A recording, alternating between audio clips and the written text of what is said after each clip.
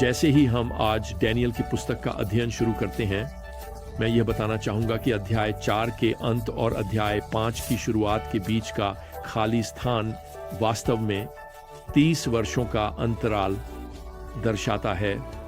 तो अब डैनियल लगभग 25 वर्ष के हैं जब अध्याय 5 शुरू होता है। बाबुल में एक नया राजा है, उसका नाम बेलशज्जर है। बेलशज्जर के पिता राजा नबोनिदस थे। अब हम ऐतिहासिक विवरणों से जानते हैं कि राजा नबोनिदस, खैर, उन्हें बाबुल में रहना उतना पसंद नहीं था और उन्होंने अरब में एक महल बनाया और अपने बेटे बेलशज्जर को सहशासक नियुक्त किया। उसे बाबुल के सिंहासन पर बैठाया। नेबुकदनेजर को भी बेलशज्जर के पिता के रूप में संदर्भित किया जाता है, जो कि उनकी संस्कृति में सामान्य था। वे अक्सर एक जैविक पूर्वज को अपने पिता के रूप में संदर्भित करते थे, जैसे यहूदी पितामह अब्राहम को अपने पिता के रूप में संदर्भित करते थे।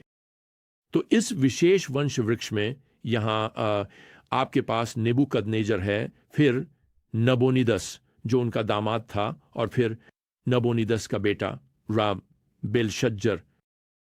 अब पद 1 हमें एक भव्य भोज कक्ष में ले जाएगा जहां एक दावत चल रही है, और मुझे आपको बताने दें, राजा और ये सभी महत्वपूर्ण अधिकारी इस बात से अनजान हैं कि यह उनका अंतिम भोजन होने वाला है। पद 1 कहता है, राजा बेलशज्जर ने अपने 1000 सरदारों के लिए एक बड़ी दावत का आयोजन किया और 1000 के सामने शराब पी। बेलशज्जर ने आदेश दिया कि सोने और चांदी के वे बर्तन लाए जाएं जिन्हें नेबुकदनेजर उसके पिता ने यरूशलेम के मंदिर से निकाला था, ताकि राजा और उसके सरदार, उसकी पत्नियां और उसकी उपपत्नियां उनसे पी सकें। अब सुनिए प्रिय, हमें इस दृश्य को साफ सुथरा बनाने की कोशिश करने की जरूरत नहीं है। यह कुछ और नहीं बल्कि एक शराबी और उन्माद है जो भगवान के खिलाफ निंदा के साथ मिला हुआ है। यह स्पष्ट है कि बेलशज्जर अपने दादा नेबुकदनेजर के दानियेल के भगवान में विश्वास को साझा नहीं करता। वास्तव में टॉमरबाइनी यहां उसके कार्य दानियेल की भविष्यवाणी के एक जानबूझकर अस्वीकार की तरह लगते हैं, जो अध्याय 2 में बाबुल की हार की भविष्यवाणी करता है। जाहिर है बेलशज्जर के मन में बाबुल गिरने वाला नहीं है, यह कभी नहीं गिरेगा। हालांकि जब यह भोज हो रहा है, मीड्स और फारसियों की सेनाएं इस समय उसकी नगरी बाबुल को घेर रही हैं। उसकी दृष्टि से उसके पास आत्मविश्वास के लिए काफी अच्छा कारण है।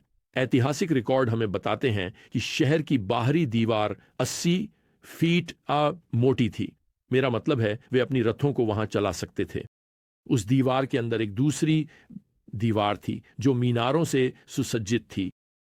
हम ये भी जानते हैं कि यूफ्रेट्स नदी उसकी दीवारों के नीचे से और शहर के बीच से बहती थी, जो ताजे पानी और मछली के लिए भोजन प्रदान करती थी। विशाल लोहे के द्वार उस नदी के तल में डूबे हुए थे जहां नदी शहर की दीवारों के नीचे से बहती थी।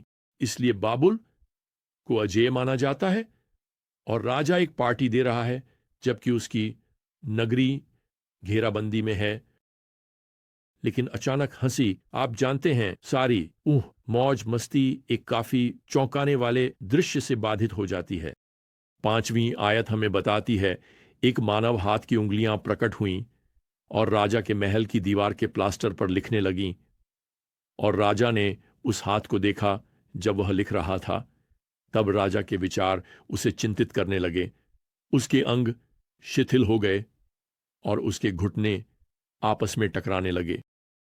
खैर, यह हाथ स्पष्ट रूप से अलौकिक है और राजा तुरंत बाबुल के बुद्धिमानों को बुलाता है और वह उनसे यहां 7वीं आयत में कहता है, जो कोई भी इस लेखन को पढ़ेगा और मुझे इसका अर्थ बताएगा, उसे बैंगनी वस्त्र पहनाए जाएंगे और उसके गले में सोने की चेन होगी और वह राज्य में तीसरा शासक होगा।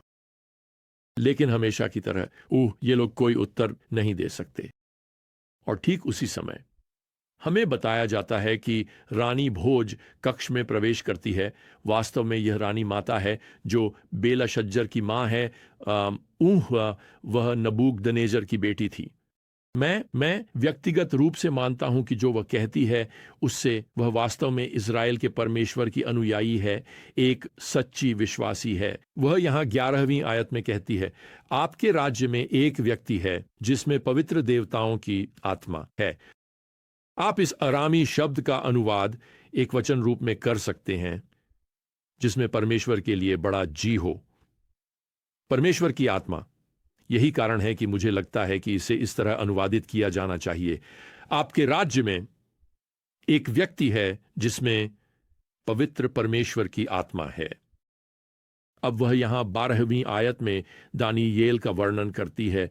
उसमें एक उत्कृष्ट आत्मा ज्ञान और सपनों की व्याख्या करने, पहेलियों को समझाने और समस्याओं को हल करने की समझ है। अब दानियेल को बुलाया जाए और वह व्याख्या बताएगा। खैर, राजा यहां उसकी सलाह से सहमत होता है और मूल रूप से दानियेल को सेवानिवृत्ति से बाहर बुलाता है। उसे वही प्रस्ताव देता है, शाही वस्त्र, आप जानते हैं, सोने की चेन, एक अच्छी खिड़कियों वाली कार्यालय, और दानियेल वह इसे सब ठुकरा देता है। इसके अलावा उसे पता है कि यह रात के खाने के बाद ज्यादा काम नहीं आएगा, और वह राजा और यहां इकट्ठे सभी कुलीनों को नबूकदनेस्सर के सच्चे स्वर्गीय परमेश्वर में परिवर्तन की याद दिलाने के लिए आगे बढ़ता है। वह यहां पद 20 में कहता है, लेकिन जब नबूकदनेस्सर का हृदय गर्व से भर गया और उसने घमंड से व्यवहार किया तो उसे उसके राज सिंहासन से नीचे उतार दिया गया और उसकी महिमा उससे छीन ली गई। उसे मानव जाति के बच्चों से बाहर निकाल दिया गया और उसका मन एक पशु के समान बना दिया गया, जब तक कि उसने यह नहीं जान लिया कि सर्वोच्च परमेश्वर मानव जाति के राज्य पर शासन करता है और उसके ऊपर इन जिसे वह चाहता है उसे नियुक्त करता है। अब इसके साथ दानियेल साहसपूर्वक अपनी उंगली बेलशज्जर की ओर उठाता है और यहां पद 22 में उससे कहता है, तुम बेलशज्जर ने अपना हृदय नम्र नहीं किया, जबकि तुम यह सब जानते थे, लेकिन तुमने स्वर्ग के प्रभु के विरुद्ध अपने आप को ऊंचा उठाया है। तुमने चांदी और सोने, पीतल, लोहे, लकड़ी और पत्थर के देवताओं की स्तुति की है, लेकिन उस परमेश्वर का जिसके हाथ में तुम्हारी सांस है और जिसके हैं तुम्हारे सभी मार्ग, तुमने सम्मान नहीं किया। और इसके साथ दानियेल अब दीवार पर लिखे शब्दों को समझाने या अनुवाद करने के लिए आगे बढ़ता है। अब ये शब्द यहां पद 25 में अरामी भाषा में है। मैंने जिसे दोहराया गया है का अर्थ है संख्या, तेकेल का अर्थ है तौलना या तौल, और चेर्ज जिसे आप इस तरह उच्चारित करेंगे का अर्थ है विभाजित करना। तो मोटे तौर पर अर्थ है गिना गया, तौला गया, विभाजित किया गया। और दानियेल अब इसे विस्तार से बताता है और यहां पद 26 में व्याख्या प्रदान करता है। परमेश्वर ने तुम्हारे राज्य के दिनों को गिन लिया है और इसे समाप्त कर दिया है। तुम्हें तराजू में तौला गया है और कमी पाया गया है। तुम्हारा राज्य विभाजित कर दिया गया है और मादी और फारसी लोगों को दे दिया गया है। और इसलिए दानियेल कहता है, तुम्हें उन सेनाओं की याद है जो तुम्हारे शहर को घेर चुकी हैं, बेलशज्जर, खैर वे तुम्हारा राज्य ले लेंगे। अब क्या बेलशज्जर दानियेल को गंभीरता से लेता है? खैर, वह दानियेल को यहाँ वस्त्र और चेन और सामने का कार्यालय देता है। पश्चाताप का कोई संकेत नहीं है। दानियेल के संदेश की कोई स्वीकृति नहीं है, जो अधिक संभावना है कि इसका मतलब है कि वह विश्वास नहीं करता कि यह होने वाला है। लेकिन दुखद रूप से अगली ही आयत हमें यहां बताती है, आयत 30, उसी रात बेलशज्जर कल्दी राजा मारा गया और दार्यावेश मादी ने राज्य प्राप्त किया। खैर, यहां क्या हुआ था? खैर, कुछ प्राचीन स्रोतों के अनुसार माधी और फारसी लोगों ने यूफ्रेट्स नदी को एक पुराने चैनल के माध्यम से मोड़ दिया, जिससे नदी का जल स्तर इतना कम हो गया कि यह केवल कमर तक गहरा रह गया। अंधेरे की आड़ में कुछ सैनिक बस नदी के माध्यम से शहर की दीवारों के नीचे से गुजर गए, जहां वे लोहे के गेट, खैर, उन्हें नदी के तल तक नीचे किया जाना चाहिए था, लेकिन अंदाजा लगाइए क्या? बाबुलियों ने अपनी अति आत्मविश्वास में उन्हें नदी में नीचे करने की भी परवाह नहीं की थी। इन सैनिकों ने शहर को चौंका दिया, गेट खोल दिए, राजा को मार डाला और कुछ ही घंटों में बाबुल पर विजय प्राप्त कर ली। आइए मैं इन घटनाओं से आज के लिए कुछ शाश्वत सत्य निकालता हूं। सबसे पहले भी यह सत्य कि भगवान का शासन अदृश्य हो सकता है, लेकिन वह अभी भी शासन करते हैं। आप जानते हैं, गर्वित राजा आते और जाते हैं, लेकिन भगवान इस दुनिया के राष्ट्रों को अपनी अंतिम योजना और उद्देश्य की ओर ले जाते रहते हैं। दूसरे, भगवान के निर्णय में देरी हो सकती है लेकिन वह अभी भी न्याय करते हैं। देखिए, यह लिखावट दीवार पर थी और यह सचमुच दीवार पर थी। न्याय आ रहा था। राजा अपनी छोटी पार्टी को रोकना नहीं चाहता था।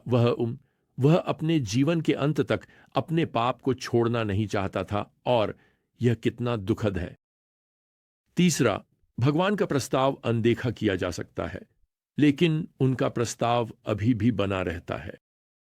अगर बेलशस्सर ने केवल सुना होता और डैनियल से विश्वास करने का वह निमंत्रण स्वीकार किया होता। आज आपके बारे में क्या मेरे दोस्त? क्या आप स्वर्ग और पृथ्वी के प्रभु में विश्वास करते हैं? क्या वह आपका उद्धार करता है? क्या वह आज आपका प्रभु है? मुझे आपको आज प्रोत्साहित करने दें कि आप भगवान के शब्द में उनकी लिखावट को स्वीकार करें, प्रभु के नाम को पुकारें और आप बच जाएंगे। लेकिन मुझे आपको चेतावनी देने दें, आप कभी नहीं जानते, समय समाप्त हो सकता है। आपका अगला भोजन आपका अंतिम भोजन हो सकता है। तो मुझे आपको अभी प्रोत्साहित करने दें जहां आप हैं। विश्वास में प्रभु को पुकारें और आप हमेशा के लिए बच जाएंगे। खैर, जब तक हम फिर से मिलें, प्रिय प्रभु यीशु मसीह की कृपा और भगवान का प्रेम और पवित्र आत्मा की संगति आप सभी के साथ हो। आमीन।